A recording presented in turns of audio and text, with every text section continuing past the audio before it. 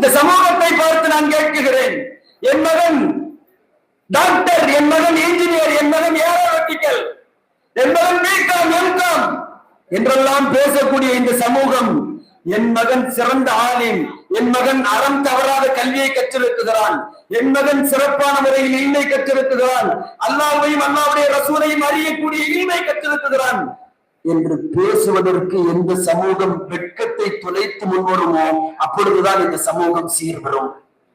அதே நேரத்தில் இன்னொரு செய்தி அல்லாஹ் குர்ஆனிலே சொல்லுவான். நாயை பற்றி குர்ஆனில் 2 இடங்களிலே பேசுவான்.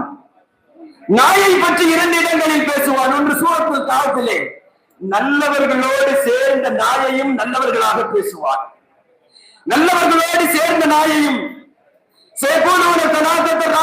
என்று துவங்கக்கூடிய இந்த வசனத்திலே அவர்களின் எண்ணிக்கையில் மாற்றம் சொல்லக்கூடிய ரப்பல் ஆலமீன் நாயை விடாமல் பேசிக்கொண்டே வருவான்.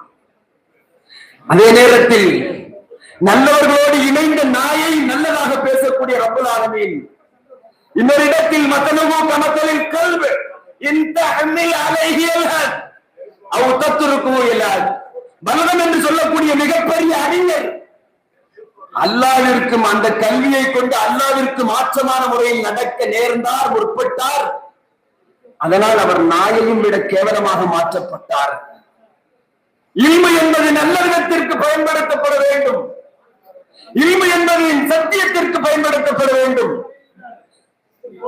எந்த இடத்தில் இந்த மார்க்க கல்வி தவறான முறையில் பயன்படுத்தப்படுமோ அப்பொழுதும் இந்த மார்க்கம், இந்த சமூகம் சீரழியும் என்பதை அல் குர்ஆன் சொல்லுகிறது.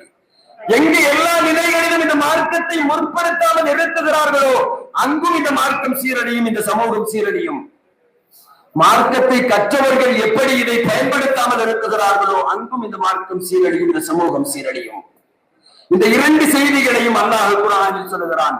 என் அன்பிற்குரியவர்களே, ரியாலிட்டி லைஃப் என்ற ஒரு புத்தகம், அந்த புத்தகத்திலே எழுதியிருக்கிறான், உலகத்திலேயே உண்மை பேசக்கூடிய ஒரே மத புத்தகம் குர்ஆன் மட்டும்தான்.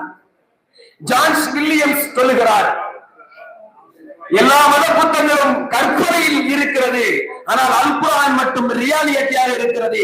அன்று வாழ்ந்த இப்ராஹிம் அலைஹிஸ்ஸலாம் நின்ற மலை இன்றும் இருக்கிறது, அன்று இருந்த ஃபிரௌன் இன்றும் இருக்கிறான், அன்று சென்ற